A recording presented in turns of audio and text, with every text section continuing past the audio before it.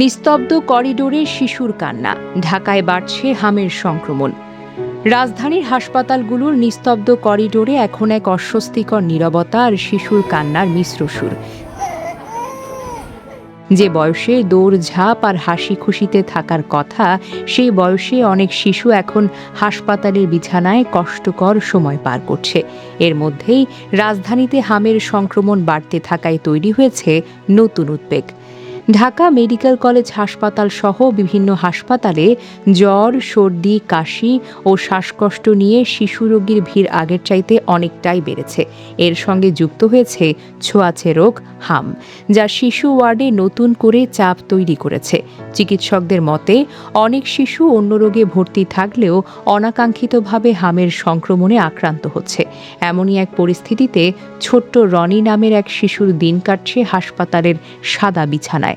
তার অবিরাম কান্না আর যন্ত্রণাকাতর অবস্থা যেন পুরো ওয়ার্ডের পরিবেশকে ক্রমশ ভারী করে তুলেছে। পরিবারগুলোর চোখে মুখে দেখা যাচ্ছে অনিশ্চয়তা আর উৎকণ্ঠা।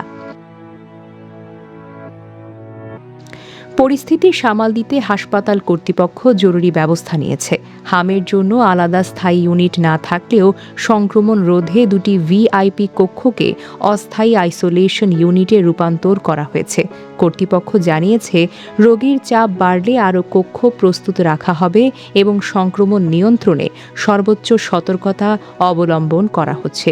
শিশু ওয়ার্ডের ভেতরে দৃশ্য আরও হৃদয় বিদারক। কোথাও জ্বরে কাতর সন্তানকে বুকে আগলে ধরে বসে আছেন মা, আবার কোথাও নিঃশব্দ দৃষ্টিতে তাকিয়ে আছেন বাবা। প্রতিটি পরিবার যেন এক অনিশ্চিত অপেক্ষার মধ্যে সময় কাটাচ্ছে। চিকিৎসকদের ভাষ্য অনুযায়ী হাম অত্যন্ত সংক্রামক হওয়ায় দ্রুত আইসোলেশন ও চিকিৎসা করাটা জরুরি। তারা বলছেন, সচেতনতা, স্বাস্থ্যবিধি মানা এবং সময়মতো চিকিৎসা গ্রহণের মাধ্যমেই এই পরিস্থিতি নিয়ন্ত্রণে সম্ভব। এখন সবচাইতে বড় চ্যালেঞ্জ হলো এই সংক্রমণকে ছড়িয়ে পড়া থেকে থামানো, কারণ শিশুদের এই কান্নার পেছনে লুকিয়ে আছে পুরো শহরের জন্য এক নীরব সতর্কবার্তা।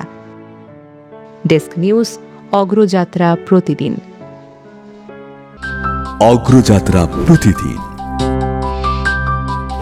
নির্ভীক প্রত্যয়ে উজ্জীবিত।